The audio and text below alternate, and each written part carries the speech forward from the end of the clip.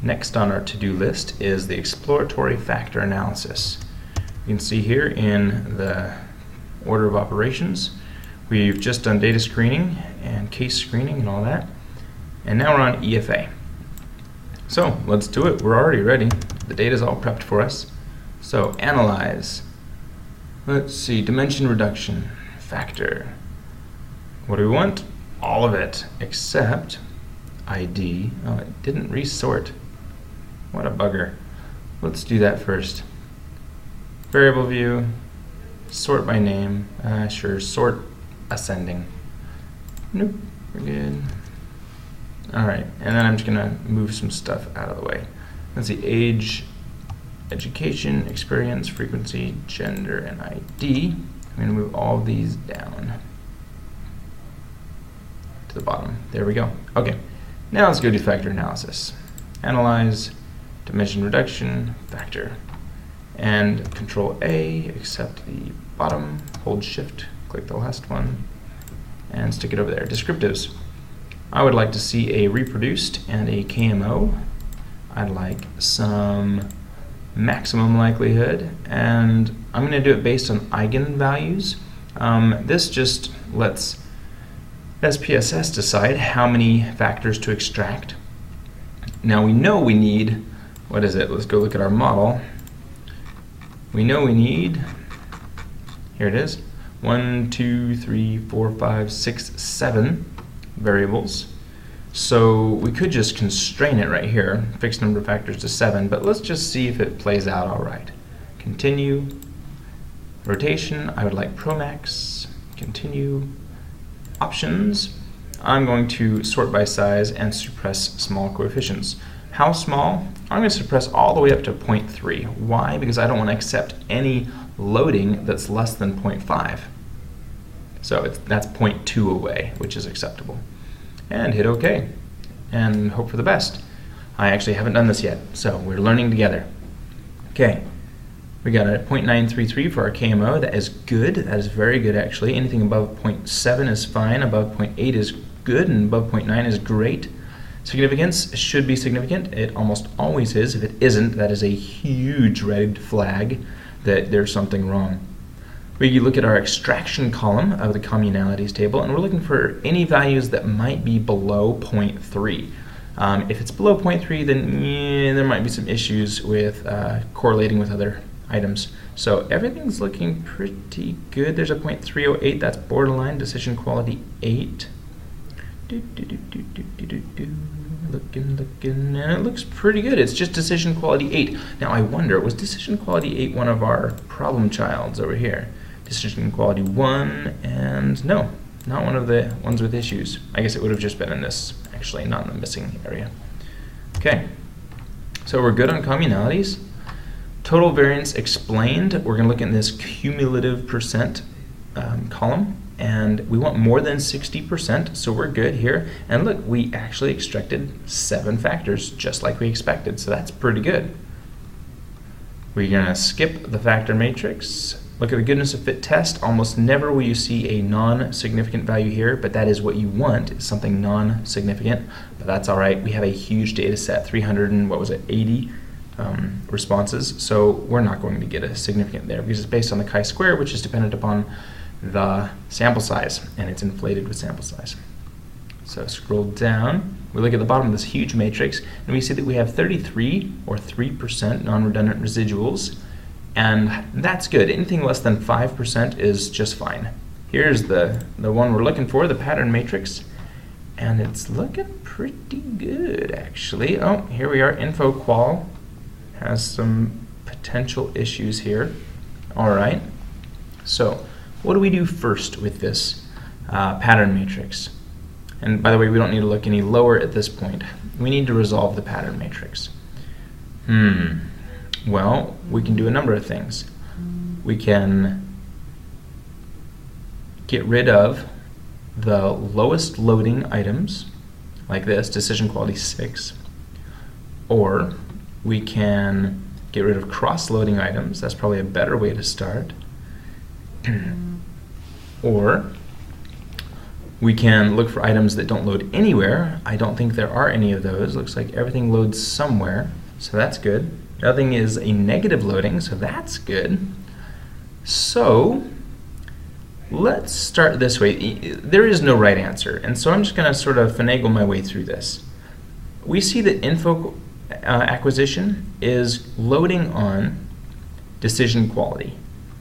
So what do I want to do? Well, info acquisition only has 5 items. Decision quality has 8 items. Let's start with decision quality, because maybe if I get rid of decision quality 6 or maybe 8, then we'll see that info acquisition is no longer very related. I don't know if that makes sense to you. It makes sense to me. We learned that decision acquisition 8 or quality 8 had a low communality. You may recall from up here. Where's that 0.308? There is decision quality 8. So I'm actually going to start with that one, even though decision quality 6 has the lower loading. So let's do this. Factor analysis. Go to decision quality 8. I'm going to drop it out. Hit OK. I'm going to go just straight back down to that pattern matrix. We can see decision quality 6 dropped quite a bit, so we can go ahead and get rid of that. These two still load there. So let's just go get rid of number 6. Here it is, decision quality 6. Okay, jump to pattern matrix. That's looking pretty good. Oh, that's usefulness. Let's go to decision quality. It moved down. We got some 0.5s here, which they're fine for now. We might remove them later. We'll see. And oh, look. Hey, this one, InfoAc 5 is no longer loading on decision quality, so that's good. But it is a 0.454, so that's not good. So let's do this. Let's go ahead and get rid of InfoAc 4. I think is our best bet, because it's loading in both places, although the loading is separated by more than 0.2, and it's loading more strongly here. This is a tough decision. I think what I'm going to do is drop InfoAc 5 and then see what happens, and then drop InfoAc 4 and add 5 back in if necessary. So let's start with InfoAc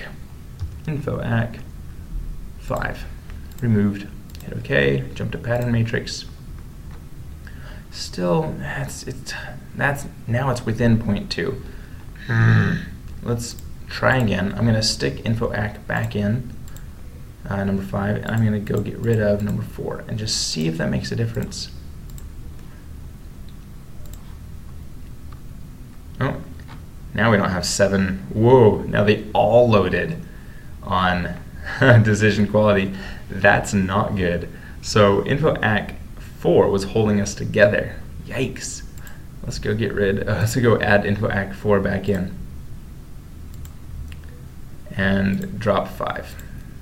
Okay, so we're back to where we were, right here. This one's overlapping quite a bit. Whatever. Let's see if we we still have several items to play with over here. So if we were to drop decision quality 7, would that help? Or decision quality 1? Let's find out.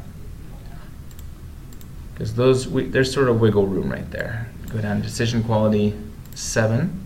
Drop that out, hit OK. Pattern matrix. There's decision quality, and oh look, these bumped up, and they're no longer loading on decision quality. Oh, that's awesome. Okay, and this is mostly fine. We could drop decision quality 1 if we wanted. I'm just going to do it. Keep all these fairly high. We have enough of them to work with. Decision quality 1, boom. And hopefully that doesn't ruin anything. If so, we'll just put it back in. Here's decision quality. We have 4 of them now. They're fairly high, all above 0.7, and all of these are fairly high. So we're good. Excellent. Oh, that's a relief. Okay, we look at the others. Low of 0.67, that's fine. 0.7, 0.7, 0.5. That's a little low. Playfulness 1.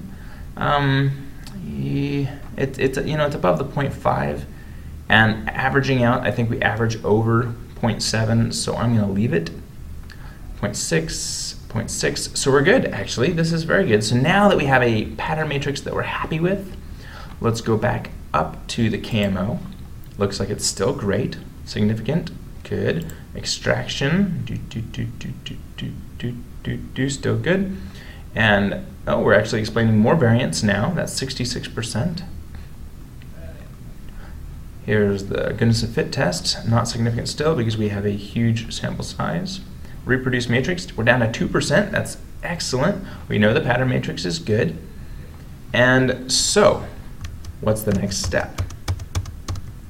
Here we are. Iterate until you arrive at a clean pattern matrix. Check. Adequacy. Well, that's the KMO and Bartlett's and communalities and total variance explained, all of which were good, so we're good there. Convergent validity. Let's go look at that. Convergent validity is, do they load highly on their factor? And what is high? Well, it depends on your sample size. For our sample size, over 300, anything above 0.3 is actually acceptable, although I would never accept anything that was less than a 0.5, and I'd want them to average out to above 0.7 if possible. So this one definitely averages out above 0.7. This one, yes, yes, yes, yes, yes, and probably, maybe not. Pretty close though. But the loadings are high enough to be convergent, you might say. Discriminant validity, well, that is, are there no cross-loadings? Yep, no cross-loadings within 0.2. And if you go down here to the factor correlation matrix, are there any correlations between the factors that are greater than 0.7? So we look. I see some 0.5s, 0.6 is pretty high. That's 5 and 7. I'm guessing that's info acquisition and decision quality. Let's go check it. 5 and 7. Here's 5. That's decision quality. Yep, and 7 is info acquisition. So these are highly related, but not to the 0.7%, or not percent, not to the 0.7 level, which is, if you just square it, 0.49, and that is a percent of correlation. So that would be 49% correlated, which is almost half, which is just too much. In this case, it's 0.6 squared, which is 0.641 times 0.641. We're sharing about 41% of our variance between those two factors. That's a lot, but not too much to handle. So we're good on discriminant validity. And then reliability. Reliability is Cronbach's alphas. So let's do those. We go to Analyze Reliability. Where are you? Oh, Quality Control? Nope. Classify? Nope. Scale? There it is. Scale Reliability. And I'm going to start with usefulness. We didn't remove anything from usefulness, so I just throw all 7 in there, hit OK, and I find that I have a 0.943 for my Cronbach's alpha. What do I want? Above 0.7. Ideally, above 0.6 is even okay, but I would much prefer above 0.7. So that one's great. And, excuse me, where did it go? Reliability analysis, we do another one. Get rid of all of those. Playfulness, did we remove any? I don't think we did. We thought about it, but we didn't do it. 0.912. And you can do this for all of them. And you want to make sure that everything is above 0.7. Like I said, I'm going to go ahead and do this for all of them and then make a table so that you can see it. I'm going to pause the recording for now. Okay, I've finished. I did the composite, or the Cronbach's alpha for each one. And then I went ahead and copied the pattern matrix into a Word document and added a new row for Cronbach's alpha. And I should probably bold that so it's really obvious. In fact, probably bold all of it. There we go. And so now we know for each factor what the Cronbach's alpha was. That is our reliability. And is that everything? Yes, it is. We're done with exploratory factor analysis. Yes.